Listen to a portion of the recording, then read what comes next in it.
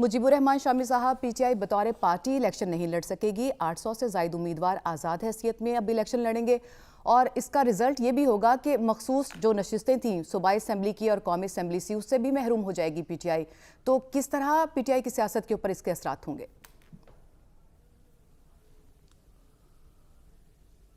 देखें, जो पीटीआई बल्ले से महरूम होने के बाद एक सियासी जमात के तौर पर तो अब इंतखाबात के मैदान में नहीं होगी। हर हलके में उसके उम्मीदवार अलग अलग निशान पर लड़ेंगे और अभी तक की सूरत हाल ये है कि एक एक हलके से उसके कई अरकान ने अपने कागजात जमा करा रखे थे और ख्याल ये था कि जिसको टिकट मिल जाएगा वो इंतखाब में हिस्सा लेगा और बाकी अरकान जो हैं उनकी बड़ी तादाद अपने कागजात वापस ले लेती। लेकिन अब ये भी खदशा है कि सारे कागजात वापस नहीं होंगे और एक एक हलके में पीटीआई के ताल्लुक़ रखने वाले दो दो अफराद, तीन तीन अफराद भी इंतखाब लड़ सकते हैं, क्योंकि जो टिकटों की तकसीम है उस पर भी इख्तलाफात हैं और उन पर भी तनकीद हो रही है। तो इसलिए ये जो अब इंतखाबी अमल है इसमें पीटीआई को बड़ा सेटबैक पहुंच चुका है और जब वो मैदान में आएगी तो उसके बाद फिर ये होगा कि उसकी, जैसे आपने ख़ुद कहा है कि जो मखसूस नशिस्तें हैं औरतों की, अक़लियतों की, उसमें भी उसकी नॉमिनेशन नहीं होगी। तो अब ये मैसेज तो चला गया कि पीटीआई एक बड़े प्लेयर के तौर पर इंतखाबी मैदान में मौजूद नहीं है। उसके अरकान इस आजमाइश से गुजरेंगे और जो उन्होंने एक प्लान बी तैयार किया था कि एक दूसरी जमात के प्लेटफार्म से वो इलेक्शन में हिस्सा ले सकेंगे, वो मंसूबा भी नाकाम हो गया। आपने देखा कि जो पीटीआई नज़रियाती है उसके चेयरमैन ने किस तरह प्रेस कॉन्फ्रेंस की और किस तरीके से उस मामले को ख़त्म कर दिया या उससे इनकार कर दिया या उसको एक यानी फेक न्यूज़ करार दे दिया। तो अब ये तो आज़ाद उम्मीदवार जो हैं फिर वो जब कामयाब हो जाएंगे तो फिर उनको अपनी पार्टी असर नौ बनाना होगी, अपनी पार्लिमानी पार्टी की तश्कील देना होगी। मुश्किल सूरत हाल तो है, लेकिन बहरहाल इसमें से गुजरना पड़ेगा और पीटीआई के लोगों को हौसला जो है रखना चाहिए और इंतखाबी अमल में आगे बढ़ना चाहिए। फरमाया कि ये पीटीआई के लिए बड़ा सेटबैक है, लेकिन अगर एक पार्टी को अलग साइड पे हम रखें, पाकिस्तान के जमहूरी प्रोसेस के लिए ये कितना बड़ा सेटबैक है? देखिए, जमहूरी प्रोसेस के लिए तो ये सदमे की बात है कि एक बड़ी पार्टी जो है वो इंतखाब में हिस्सा नहीं ले सकी। लेकिन आप ये देखें, जो सुप्रीम कोर्ट की कार्रवाई हुई है और जिस तरीके से जस्टिस काजी फाइज ईसा साहब ने अपने सवालात उठाए हैं और जो पीटीआई के जो वकला थे उन्होंने उनके जो जवाबात दिए हैं और पूरी कौम ने उनको सुना है, तो उससे ये बात तो वाज़ेह हुई है कि कानूनी और आईनी तौर पर जो पीटीआई का मुकदमा कमज़ोर था, लेकिन अगर सियासत का तकाजा ये था या नज़रिया ज़रूरत का तकाजा ये था कि उसके ख़िलाफ़ इक़दाम ना होता और उससे बल्ला ना छीन लिया जाता, लेकिन अदालत ने जो कुछ किया है वो कानून के मुताबिक किया है। अगरचे कि हमारी जो ख्वाहिशात हैं या तवक्कुआत हैं उनको ठेस पहुंची है इससे, क्योंकि मुल्क में एक वसीतर राय तो ये थी कि पीटीआई को किसी भी तौर इंतखाब में हिस्सा लेने का मौका मिलना चाहिए। शामी साहब, यहाँ पे एक और पॉइंट भी है कि बैरिस्टर गौहर ने भी कल जब मीडिया टॉक की तो उन्होंने कहा कि हम इस फैसले के खिलाफ भी रिव्यू में जाएंगे। अब कोई फायदा होगा रिव्यू में जाने का? देखिए, रिव्यू में जाएंगे, रिव्यू सुना जाएगा, उस बात, ये तो अब ये मामला तो आगे बढ़ चुका होगा ना, निशानात मिल चुके होंगे, वो निशानात तो वापस नहीं हो सकेंगे। तो ये मामला, देखिए, कानूनी तौर पर जो वकला की बहुत भारी तादाद है, मेरा ख्याल वो अपना मुकदमा सही तौर पे नहीं लड़ सकी। और इलेक्शन एक्ट को अगर आप देखें तो उसमें इलेक्शन कमीशन जो है उसके पास ये इख्तियार मौजूद है کہ اگر وہ کسی جماعت کے انتخابات جو ہیں ان کو تسلیم نہ کرے تو اسے نشان دینے سے انکار کر دے. تو قانونی طور پر معاملہ بالکل مختلف ہے اور سیاسی طور پر بات بالکل مختلف ہے. اور پاکستان کی تاریخ میں بار بار ایسا ہوا ہے کہ قانون ایک طرف رہ گیا ہے اور سیاست ایک طرف رہ گئی ہے. اور ہم لوگ جو سیاسی مبصر ہیں یا جو سیاسی کارکن ہیں یا جو تعلق رکھتے ہیں پاکستان کی تاریخ پر نظر رکھتے ہیں, ان کی رائے تو یہ تھی کہ یہ معاملہ کسی بھی طور یک طرفہ نہیں ہونا چاہیے اور انتخابی عمل کی رونق برقرار رہنی چاہیے. لیکن ظاہر ہے کہ ہم تو ایک آرزو کا اظہار ہی کر سکتے تھے, اور جو کچھ ہوا ہے وہ ہم نے دیکھ لیا ہے. فیصلہ لکھا گیا ہے, ہم نے اسے پڑھ لیا ہے اور لوگوں نے ساری کارروائی خود دیکھی بھی ہے. تو اب جو بھی ہے اب اس میں سے گزرنا ہے, یہ پل صراط ہے, اس میں سے گزرنا پڑے گا.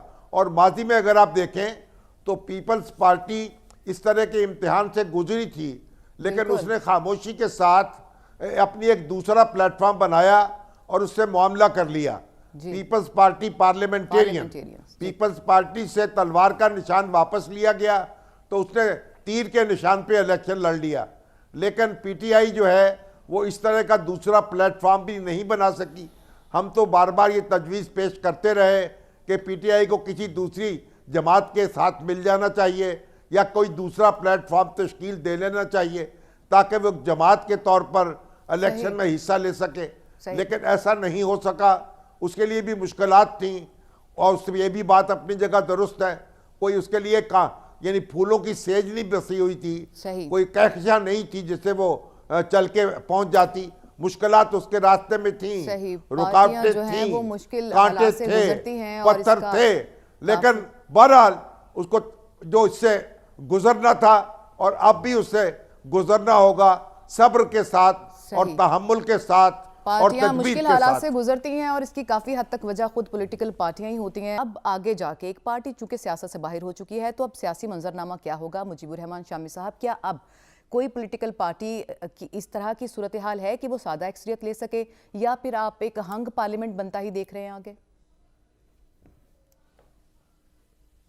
دیکھیں, پہلے تو ایک بات واضح ہو جانی چاہیے کہ یہ جو الیکشن ایکٹ ہے یہ 2017 کا الیکشن ایکٹ ہے. یہ کوئی ڈکٹیٹوریل رجیمز کا منظور کیا ہوا قانون نہیں ہے, اور جتنے قوانین پرانے موجود تھے الیکشن سے متعلق ان سب کو یکجا کر کے یہ 2017 میں ہماری پارلیمنٹ نے ایکٹ بنایا, اور اس میں تمام سیاسی جماعتوں کی مشاورت شامل تھی. اس کے بعد وقتاً فوقتاً اس میں ترامیم ہوتی رہیں, اور اس کا جو آرٹیکل 215 ہے اس کو آپ پڑھ لیں, اس میں واضح طور پر لکھا ہوا ہے کہ کسی جماعت کو سمبل کے صورت میں ملے گا الیکشن میں حصہ لینے کے لیے. تو یہ بات جو ہے کہ یہ کوئی ڈکٹیٹوریل رجیم میں یہ قانون بنا ہے, ایسا نہیں ہے. یہ ہماری سیاسی جماعتوں نے اتفاق رائے سے یہ قانون بنایا ہے.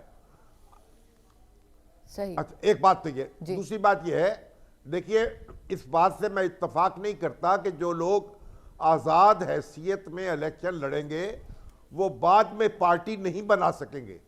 وہ پارٹی بھی بنا سکیں گے, پارلیمانی پارٹی کا حصہ ہو سکیں گے, وہ سینٹ میں ووٹ بھی دے سکیں گے اور سینیٹر بھی منتخب کر سکیں گے. ٹھیک, اس لیے یہ تو, اور دیکھیے 1985 میں جو پاکستان میں الیکشن ہوئے تھے وہ غیر جماعتی بنیادوں پر ہوئے تھے, اور لیکن اس میں جو پیپلز پارٹی تھی اس نے ان کا الیکشن کا بائیکاٹ کر دیا, اور تمام سیاسی جماعتیں جو تھیں ان کو حصہ لینے کی آزادی حاصل تھی, ان کے ارکان اپنے طور پر حصہ لے سکتے تھے. لیکن پیپلز پارٹی نے اور اپوزیشن کی کئی جماعتوں نے اس کا بائیکاٹ کیا. لیکن جو اسمبلی وجود میں آئی محمد خان جونیجو کی, اس نے پھر آگے جمہوری عمل کو آگے بڑھایا. اب یہ جو انتخاب ہے اس میں اگرچہ پی ٹی آئی کو سیٹ بیک ہے, لیکن دوسری سیاسی جماعتیں اس میں حصہ لے رہی ہوں گی, لوگ اس میں ووٹ دے رہے ہوں گے, اور اگر لوگ بڑی تعداد میں ووٹ دیتے ہیں اور شرح جو ہے ووٹنگ کی वही रहती है जो पहले इंतखाबात में रही है, जी। तो फिर तो आप समझें कि ये सदमा जो है हमारा जमहूरी अमल बर्दाश्त करने के काबिल हो जाएगा। ठीक। लेकिन अगर लोग वोट ना दें, जमहूरी अमल में शरीक ना हो और पोलिंग की शरह बड़ी कम हो, तो फिर सूरत हाल मुख्तलिफ हो सकती है। सही, तो अब जो और गेंद हमें है वो इस अवाम वक्त के कोर्ट में बांग्लादेश में जो है, और इंतखाब- वही इस सदमे से, जमहूरी सदमा जिसको आप नाम दे रहे हैं, अवाम ही फैसला करेंगे। अवाम ही फैसला करेंगे। इस जमहूरी सदमे और से अवाम ही देखिए- निकाल पाएंगे। शामी साहब, थोड़ा सा वक्त की हमारे पास किल्लत है। सलमान और- साहब। जी शामी साहब। मैं जी। कह रहा था बांग्लादेश में जो सबसे बड़ी अपोजिशन पार्टी थी, बांग्लादेश नेशनल पार्टी, उसको इस तरह जेच किया गया, उसको लोगों को गिरफ्तार किया गया, उनके लिए उन पे मुकदमे बनाए गए जी। कि उसने खुद ही बाइकाट कर दिया। जी। और इलेक्शन वहां भी यकतरफा हुआ है। जी, और ऐसे वहां हालात पैदा पोलिंग कर की दिए गए शरह ऑपोजिशन के लिए। पिछले ठीक हो गया इलेक्शन के शामी साहब। मुकाबले में बहुत कम रही है। मुजीबुर रहमान शामी साहब, इसकी कोई अहमियत हो या ना हो, पॉलिटिकल पार्टीज इसको माने या ना माने, लेकिन बहरहाल एक बार एक चीज़ हो तो रही है। और अभी रशीद साफ़ी साहब कह रहे थे कि जो मौसम की सख्ती का इसमें लिखा गया है, वजह बनाई गई है, उन इलाकों में तो बर्फबारी नहीं होती है।